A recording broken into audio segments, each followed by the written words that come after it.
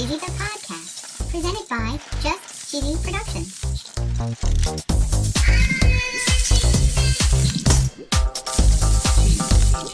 Hi there, I'm your host Fondue.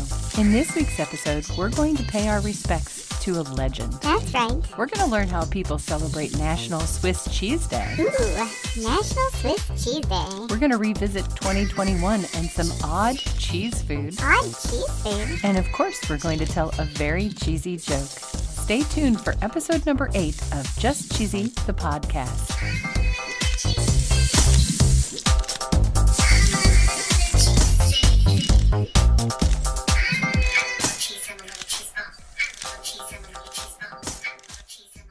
So cheesy, I was hoping to start 2022 out on a positive note, but unfortunately, we have lost America's sweetheart, our national treasure, Betty White.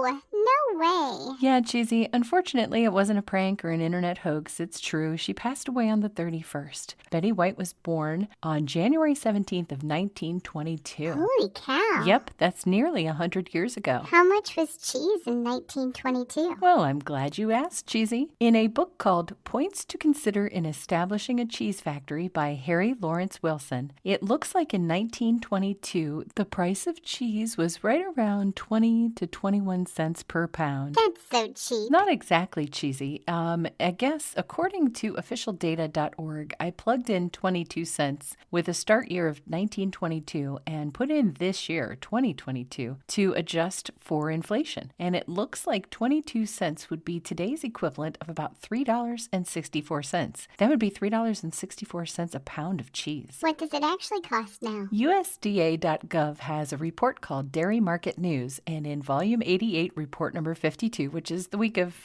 December 27th through the 31st, they cite barrels of cheese closed at $1.71 and 40-pound blocks at $1.98, and the weekly average for barrels is $1.68. Okay. Yeah, so before we started doing Just Cheesy, the podcast, I had no idea that cheese was a commodity. I don't know why, but I didn't know. Right? But anyway, when we're talking about the prices of 1922 and 2022, we're talking about the market price, not necessarily what you're paying at the grocery store. But in either case, it looks like once we adjusted for inflation, it looks like cheese is actually cheaper now than it was the year that Betty White was born. Wow. So was cheese her favorite food? No, not exactly her favorite. What the? Cheesy. Just listen for a minute. It said on a website called Looper, when she's at home, the Golden Girls alum likes to enjoy her favorite snack, hot dogs and French fries, and sip on a vodka martini in her living room. Okay, hot dogs, French fries, I'm in. And according to this article, White's close friends say that sometimes she goes to the kitchen to whip up a grilled cheese sandwich. Yay, grilled cheese. And a can of tomato soup. Thanks for everything, Betty White. We'll miss you. Now is a great time to take a break and hear a word from our pretend sponsors.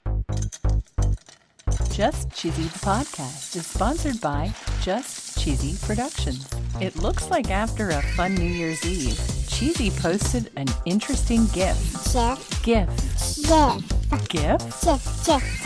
Tomato. Check out Cheesy's GIF on Twitter.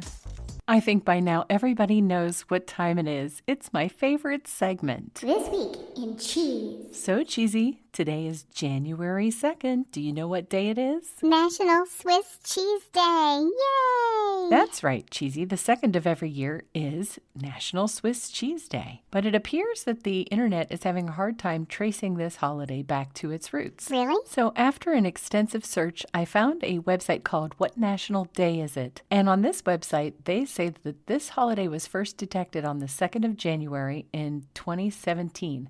So the most recent detection online of references to Swiss Cheese Day was only 5 years ago. Do they celebrate it in Switzerland? I'm not seeing any mention of that here, and that brings me to another thing that I didn't know, Cheesy, is that Swiss cheese is only known as Swiss cheese here in the United States. Really? On the website National Today, they remind us that if you were in Europe and you wanted Swiss cheese, you'd have to ask for Emmental cheese, or you'd only get blank stares. Huh, who knew? We truly learned so much much here about cheese, don't we, Cheesy? Yeah, we do. It says here around the 1300s is when Emmental became an area known for great pastures, and that the farmers in the area didn't keep more than 20 cows at a time so they could take care of them more thoroughly. Aw, pampered cows. According to the same website, there's a few random facts here that in the United States, the most popular cheese is cheddar, but the fourth popular is Swiss. They also say there's over 450 different varieties of cheese produced in Switzerland, and it looks like the Germans consume almost half of all the Swiss cheese in the world. Wow. The website cheese.com talks a little bit about the holes in Swiss cheese, but did you know they're actually called eyes? Eyes? Yes, holes, pits, or eyes. And did you know that a Swiss cheese that doesn't have holes or eyes is known as blind cheese?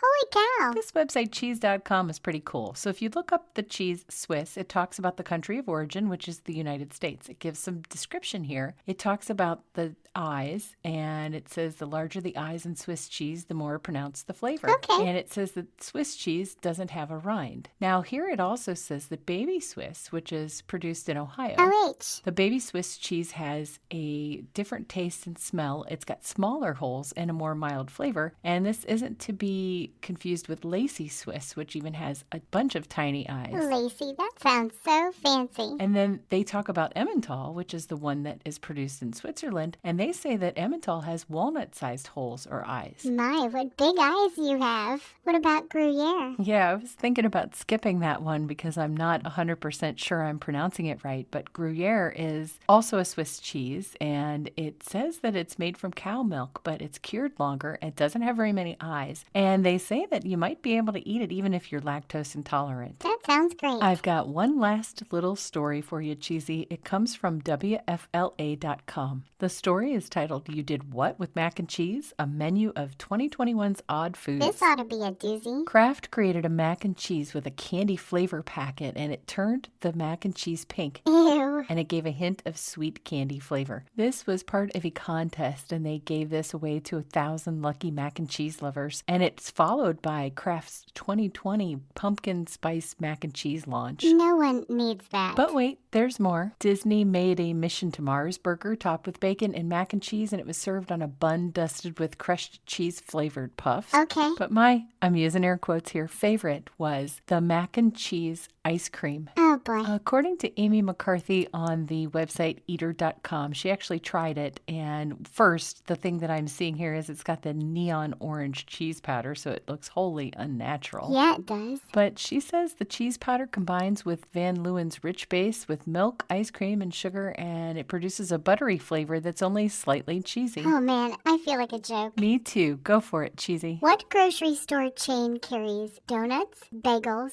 and Swiss cheese? I have no idea. Whole Foods. Get it? That's good. I like that. I hope so, because it was super cheesy.